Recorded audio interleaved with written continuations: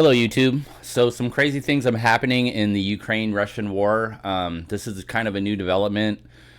I usually do reactions to historical events, but this is history happening right now. So I really want to cover this.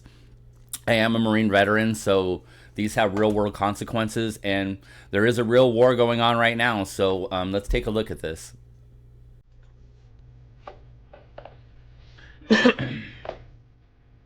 Dang, they blew up a bridge.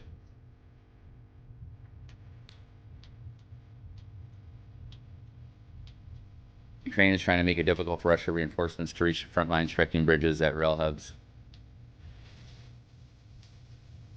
I'll have the links to these videos in the description. Wow, look at that. It's gone.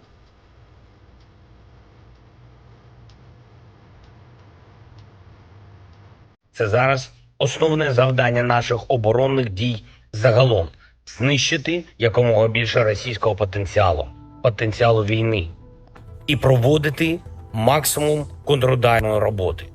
Зокрема, це і створення буферної зони на території агресора, наша операція в Курській області. Okay, so they're invading in the Kursk area, and the reason why Kursk is historically significant is this is really where Russia kind of put their death nail into the Nazis.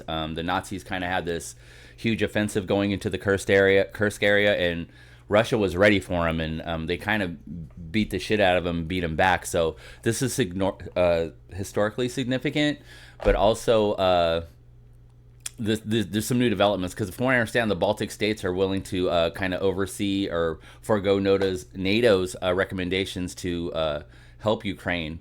A lot of the Western states or Western countries have been hesitant to let Ukraine use their weapons inside of Russia, but I think that's changing.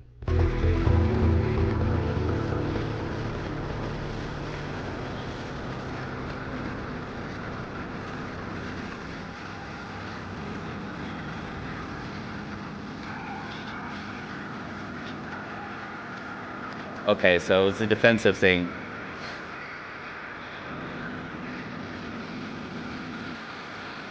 Okay. Please. Let's see this next one. But now it has It's August 6th, 2024. The date marks the first time that Ukraine's pilots have started flying F-16s, an event that many see as a potential turning point for the Ukraine war. Okay, so that's different as well. They haven't been using, like I said, a lot of the Western technology they haven't been using over there, but now they're doing hot laps around Russian borders and stuff like that. This is getting crazy.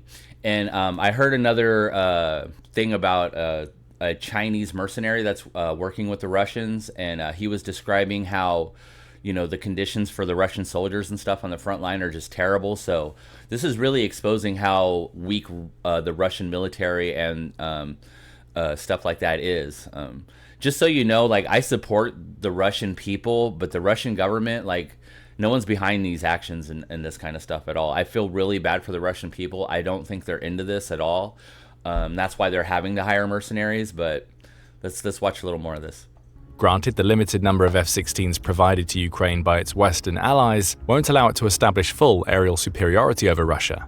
But now it has options. Localized superiority is possible, as are aerial attacks on Russian encampments and even Russian territory. It's a big moment for Ukraine. But soon the arrival of F-16s is going to be overshadowed by Ukraine making a move that nobody expected. Ukraine is about to invade Russia. Specifically, its forces are going to break the front lines to the north of the country and pour into Kursk, a Russian oblast that is sparsely populated and even more sparsely defended. Russia hasn't placed much importance on the region, instead preferring to focus most of its invasion efforts in Donetsk as it continues a slow push toward Kyiv. But the night of August 6, 2024 changes everything. Ukraine officially holds Russian territory. In this video, we're going to explain why Ukraine's invasion of Russia has changed the entire complexion of the war, to the point that Putin may never fully recover, and explain why it's such a crucial event. But before we do, we'll start with a quick recap.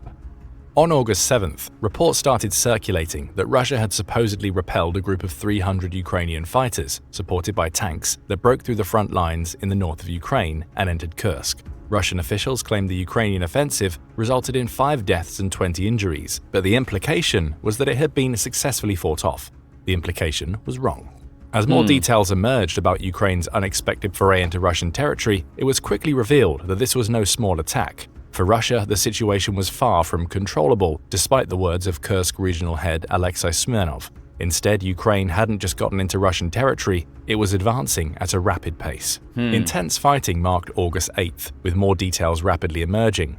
The French news outlet Le Monde revealed that Ukraine's incursion involved as many as 1,000 soldiers, with a further 2,000 backing that initial group up from behind the Ukrainian border, and that the invasion was of a far larger scale than Russia claimed. It has also been remarkably successful. Ukraine had pushed 9 miles into Kursk, taking 20 villages along the way. Among those villages was the small town of Sudza, which is home to a gas transmission station that Russia used to send natural gas to the rest of Europe. Listen, of course Putin's going to underplay any losses or any territory that he's lost. This is very embarrassing for him. He might have like a really crazy reaction to this. But like I said earlier, the conditions of their military are way weaker than anyone anticipated. So this is insane.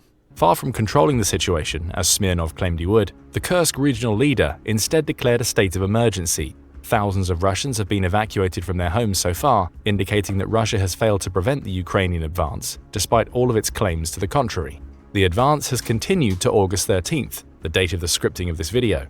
Between August 8th and now, Ukraine has launched multiple drone and artillery strikes against locations in Kursk. The drones! It's also advanced even further into Russian territory.